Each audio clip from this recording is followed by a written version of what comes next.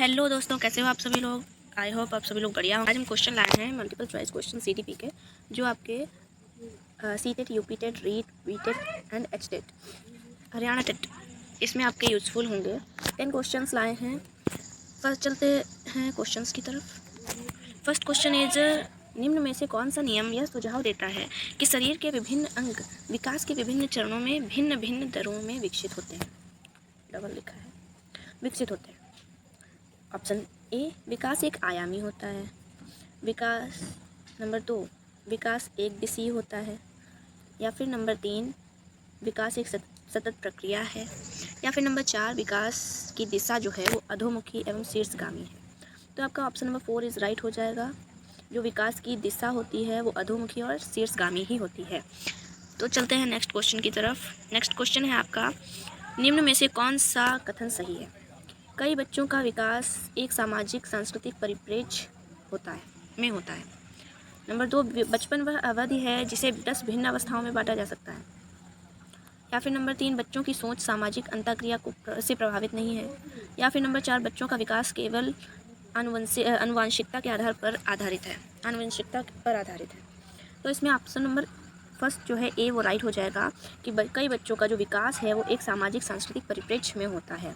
ये आपका option right हो जाएगा। चलते हैं नेक्स्ट क्वेश्चन की ओर। नेक्स्ट क्वेश्चन है, अनुवांशिक विन्यास जेनेटिक डिपोजिशन के पूर्व निर्धारित रूप में प्रकट होने की प्रक्रिया क्या कहलाती है। नंबर 1, अनुकूलन, एडेप्शन। Number 2, adaptation. नंबर 2, अधिगम, लर्निंग। जेनेटिक डिपोजिशन के पूर्व निर्धारित रूप से प्रकट होने की प्रक्रिया क्या कहलाती है। नंबर ए, अनुकूलन। नंबर 2, अधिगम। नंबर 3, सामाजिकरण। नंबर 4, परिपक्वता। तो ऑप्शन नंबर आपका 4 इज राइट हो जाएगा, परिपक्वता। आनुवंशिक विन्यास जेनेटिक डिपोजिशन के पूर्व निर्धारित रूप से प्रकट होने की प्रक्रिया आपकी क्या कहलाती है, परिपक्वता कहलाती है। ठीक है, नेक्स्ट क्वेश्चन आपका क्वेश्चन नंबर 4, समाजीकरण का प्राथमिक और समाजीकरण का द्वितीयक कारक क्या है, एजेंसी। तो ऑप्शन आपको दिए गए हैं, ए ऑप्शन परिवार या विद्यालय, बी मीडिया परिवार, सी विद्यालय मीडिया, या फिर डी मीडिया और पास पड़ोस। तो ऑप्शन नंबर आपका ए इज राइट हो जाएगा, परिवार एवं विद्यालय। ठीक है, तो परिवार जो है वो सामाजिकरण का प्राथमिक और विद्यालय सामाजिकरण का द्वितीयक कारक है। ठीक है, तो option number A is right हो जाएगा आपका। चलते हैं नेक्स्ट में। तो लॉरेंस कोहलबर्ग के अनुसार 7-8 वर्षीय बच्चों में नैतिक निर्णय लेने का आधार क्या है। ए, सामाजिक व्यवस्था बनाए रखना। बी, सामाजिक अनुबंध बनाए रखना। या फिर सी, दंड और आज्ञा पालन। या फिर डी, सार्वभौमिक नैतिक सिद्धांत। तो ऑप्शन नंबर आपका सी इज राइट हो जाएगा, दंड और आज्ञा पालन। 7-8 वर्षीय बच्चों में नैतिक निर्णय लेने का आधार जो होता है वो दंड और आज्ञा पालन के अनुसार आता है। ठीक, नेक्स्ट क्वेश्चन है, जीन पियाजे के सिद्धांत में। आप लोगों ने पढ़ा होगा जीन पियाजे का सिद्धांत, नहीं पढ़ा है तो पढ़ जरूर लीजिएगा, इंपॉर्टेंट है। जीन पियाजे के सिद्धांत में क्रमबद्धता किस संदर्भ में प्रयोग हुआ है।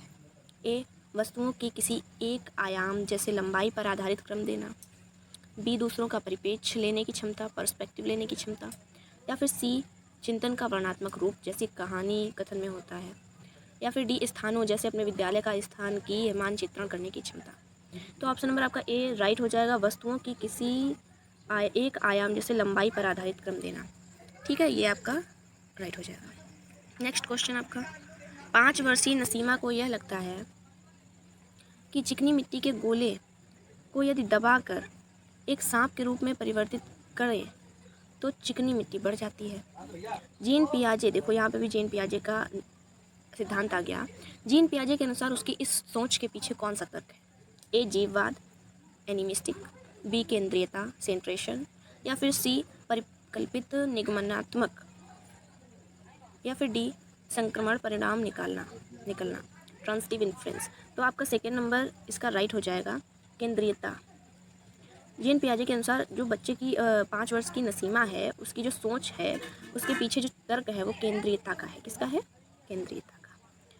चलते हैं नेक्स्ट क्वेश्चन की ओर। लेव वाइगोत्स्की के संज्ञानात्मक विकास का सिद्धांत किस पर आधारित है। लेव वाइगोत्स्की के संज्ञानात्मक विकास का सिद्धांत किस पर आधारित है। ए, सामाजिक संरचना पर। बी, व्यवहारवाद पर। सी, मनोविश्लेषण पर। या फिर डी, सार्वभौमिकता पर। तो ऑप्शन इसका ए राइट हो जाएगा, सामाजिक संरचना पर। जो लेव वाइगोत्स्की हैं कि उनका जो विकास है का सिद्धांत है वो सामाजिक संरचना पर आधारित है। चलते हैं नेक्स्ट क्वेश्चन की ओर। ये भी लेव वाइगोत्स्की का है। लेव वाइगोत्स्की ने बच्चे के स्वयं से संवाद करने की क्रिया के लिए किस शब्द का प्रयोग किया है? ए निजी संवाद, प्राइवेट स्पीच, या फिर बी उच्च स्वर में वार्ता, या फिर डी पॉड स्कैफोल्डिंग, या डी स्वकेंद्रीयवाद। तो ऑप्शन नंबर का एक फर्स्ट राइट हो जाएगा निजी संवाद, प्राइवेट स्पीच। जो बच्चा स्वयं से संवाद करने की जो क्रिया होती है, स्वयं से संवाद करता है, वो प्राइवेट स्पीच के अंतर्गत आता है। प्राइवेट स्पीच उसको बोला जाता है। ठीक है, next question and last question है आपका, एक प्रगतिशील कक्षा की निम्न में से कौन सी विशेषता है? प्रगतिशील प्रोग्रेसिव क्लास की आपकी कौन सी विशेषता है? तो ए है ड्रिल और अभ्यास पर जोर देना, बी योग्यता आधारित स्थायी अलगाव, या फिर सी सहयोगिता पूर्ण अधिगम, या डी पुरस्कार और दंड का प्रयोग। तो ऑप्शन नंबर इसका सी राइट हो जाएगा, सहयोगिता पूर्ण अधिगम। ये जो है ये प्रोग्रेसिव जो क्लास है उसमें ये उसकी ये विशेषता है। ठीक है, तो कैसी लगी आप लोगों को क्लास? आई होप आप लोगों को क्लास बढ़िया लगी होगी। और जाते जाते चैनल को सब्सक्राइब और वीडियो को लाइक ज़रूर कीजिएगा। और नई वीडियोस देखने के लिए चैनल को सब्सक्राइब करें और बेल आइकन को प्रेस करें। Thank you.